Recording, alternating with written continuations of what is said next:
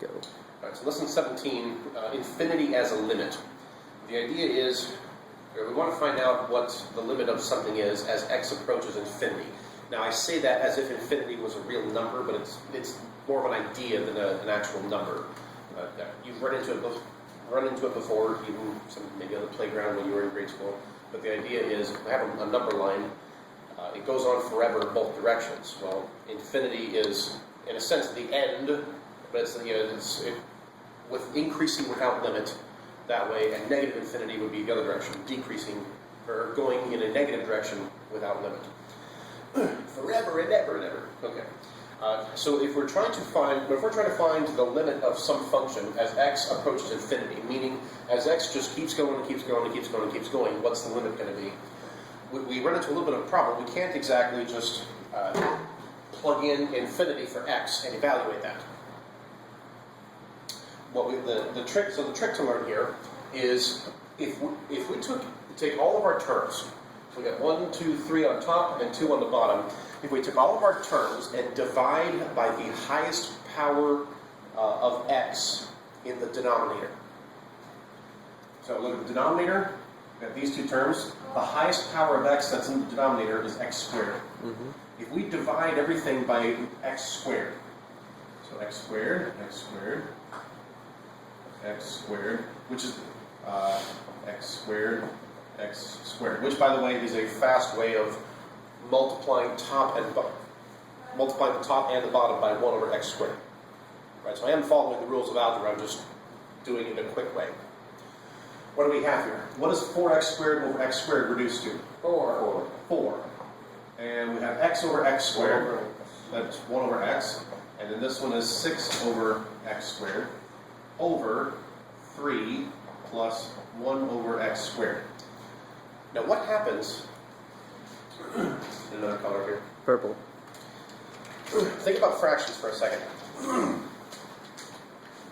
If I have 1 over 1, that is 1. 1 over 2 as a decimal? 0.5. Okay, 1 over 3? 0.33. 1 over 4? 0.25. 1 over 5? 2. 1 over 10? 0.1. Okay, 1 over 20? 0.05. 1 over 100? 0.01. Okay. What? That's If you keep the numerator the same, and you make the denominator get bigger and bigger, what happens to the value of your fraction? It gets really smaller and smaller and smaller. So the larger your denominator gets, the tinier and tinier that fraction becomes. So you can think of it as if the denominator gets infinitely huge, what's the value of the fraction? Basically 0. Infinitely small, basically 0. Which means that erasures come crashing. Which means that what's the value of this fraction? 0. As x approaches infinity, if I can draw it, this becomes inconsequential. This becomes inconsequential. I mean, that's infinity squared. I mean, find me a calculator that'll do that, right? This becomes inconsequential, and what's left? 4 over 3. 4 over 3. Yay. Yeah, so pretty efficient there. So we're basically dividing by 0 without dividing by 0? Yes. Kind of. What up? I know, right? Alright, so this one here, we've got negative infinity. It's going to be the same thing, you just have to remember about the infinity, or the negative part at the end. I've got x cubed plus 6x over x squared plus 5x. What's the new skill we're learning today?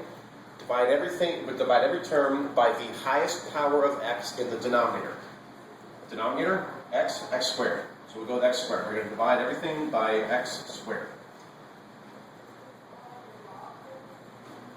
Which leaves us x plus 6 over x over 8 plus 5 over x. And since we're doing the limit as x approaches negative infinity, an infinitely tiny positive fraction and an infinitely tiny negative fraction are pretty much the same thing. They're both essentially 0, right? they're equally negligible.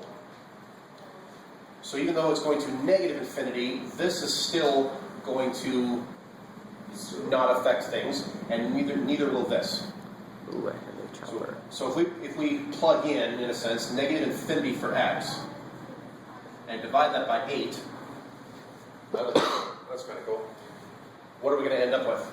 Negative infinity. 1 over 8 or 0. If you take infinity and divide it by 8, it's still infinity. If you want it to keep getting, if you want the value of this fraction to keep getting bigger, you just keep making infinity bigger. So even if God split himself up into 8 parts, every one of them would still be God. Sure. We'll go with that. All right, so let's, one more example here. Limit as x approaches infinity of this expression here, and my 2 has blended into the fraction. Don't you just love when that happens? You can do these in your head. Kind of. Yeah, you I would basically encourage you can. to at least write out, 1 or 2 steps. But yeah. Okay. So what's our skill? X squared. Okay. Denominator, highest power of x, divide everything with that. So we have x squared, x squared, x squared, x squared, x squared. And what's left? 5. So we've got 5 over x plus 2 over x squared over 13 plus 10 over x plus 2 over x squared. And since we're finding the limit of this as x approaches infinity, that's going to go away, that's going to go away, that stays, that's going to go away, that's going to go away. And what do we have on top? 0. 0. Because it goes away in the sense that it becomes such a tiny fraction that it is practically the same thing as 0. So it's kind of like saying 0 plus 0 gives us 0 on the top, and divided by 13 plus 0 is 13, which equals 0. 0. And that is how you do that. Woo. We're done.